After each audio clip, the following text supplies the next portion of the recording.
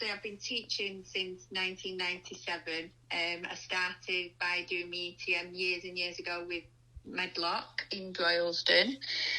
So as an instructor, we obviously do loads of different add-on training over the years. So I've qualified in lots of different things.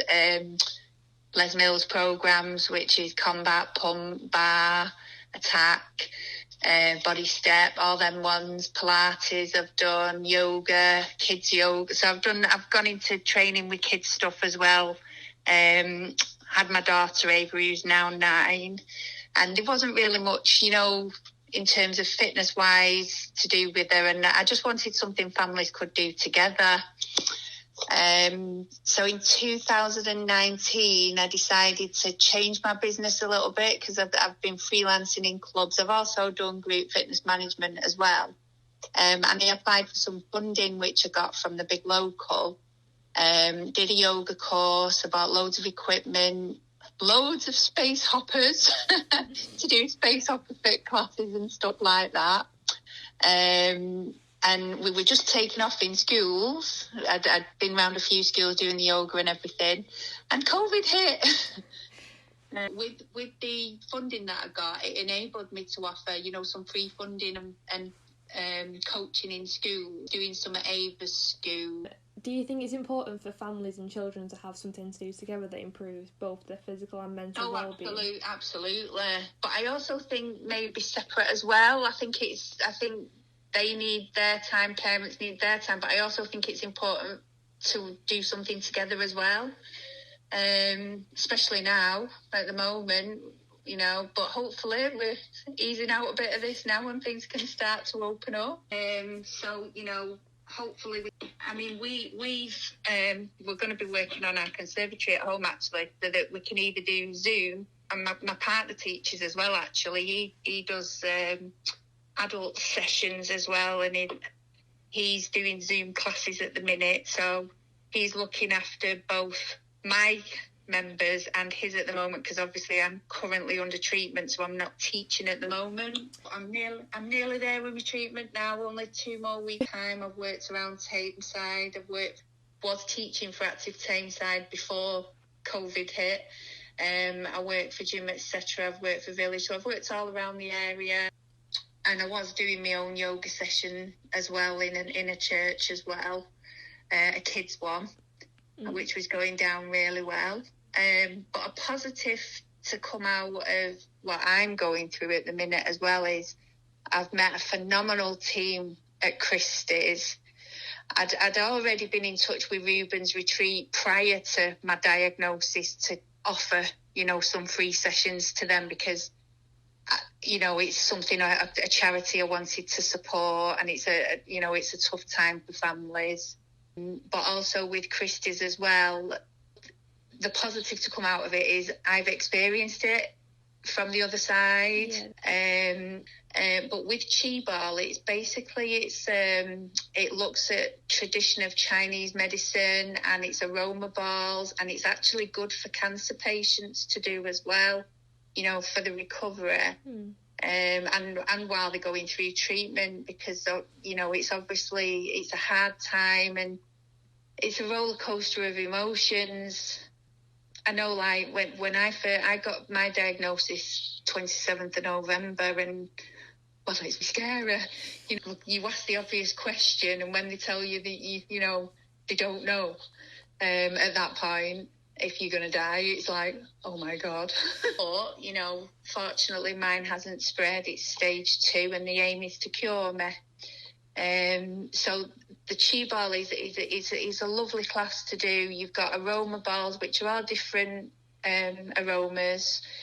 They focus on the meridians and organs in your body. It's a mix of Qigong, dance, Tai Chi, Pilates, Philandrikis. So that's a lovely class to do, and just to offer support, to people and families that are going through it as well, it is lovely to do. And so do you think that in a way that it's helped you having this to focus on while you've been going through your awful treatment and everything? Oh God, absolutely. Absolutely.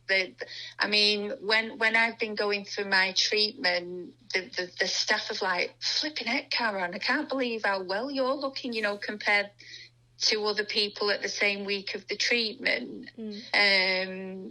So I do think my classes and what I've done before stood me in good stead, but I think it's your positive mindset as well that you get from what you do. It's absolutely a big thing, the positive mindset. And obviously I've good support from my family and friends and stuff. So my cancer was found, it's in my vaginal wall, and I've had abnormal cells in the past. The only thing that I would probably like to do now is raise awareness more, because I shouldn't really have been in the position I was in, because I'd gone to hospital to be checked with some irregular bleeding, and I was told they wouldn't do a smear despite my history. The HPV virus, I was told 3 years ago, never goes away. Yet they do keep you on 3 yearly smears. And that is something I would like to campaign to change for someone who's had abnormal cells and a few treatments in the past, because obviously what's happened to me, my smear that found the high-rated cells in the end, when I went about it, I was told, just come back for your smears. They won't do a smear, and they just did an internal. I just think that's something we need to raise awareness on, because as it turned out, scar tissue hid my high-rated cells. And if only they'd have done a smear back then, maybe. I mean, I'm not saying it wouldn't have been cancer, but you just don't know, do you? So I would like to, once I'm through this, I would like to get it out there for women if they do feel something, because I've not been feeling right for about 18 months. I just put it down to stress and, busy lifestyle and stuff like that. But I'm 48 now as well, and it pretty much said the irregular bleeding really was down to menopause, hitting perimorse, and it wasn't the case. So I do think it's important that things change when people have had abnormal results in the past, and if someone feels something's right, well, yeah, you should do that smear, not just say come back. Christy's team, honestly, they've been absolutely amazing, and I'm just trying to think positive to come out of this, that I understand what people are going through, so I think that puts me in a better position to help people going through it, because unless you've gone through something, you don't really understand it, do you? I mean, mental health and stress and everything has always been a focus for my business, because stress and anxiety is something I've suffered with on and off for years, but I deal with it with my work. My work helps. I don't take tablets or anything. My job helps massively. I think a lot of people are probably in a worse position now if they suffer with stress and anxiety, because, I mean, I've been wanting to pave the way for fitness professionals to be recognised in that arena, because it's massive. It massively helps mood and how you feel.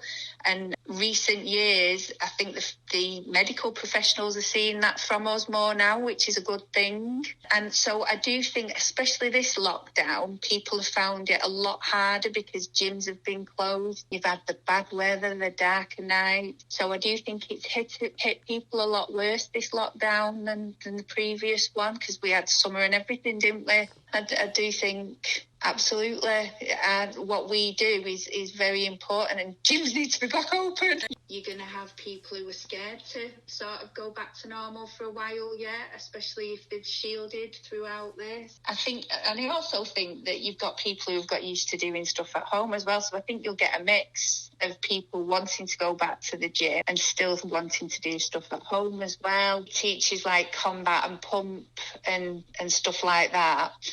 If guys wanted to, some guys prefer to teach with Mando, do stuff with the Mando. We can offer free sessions if anyone wants to get in touch.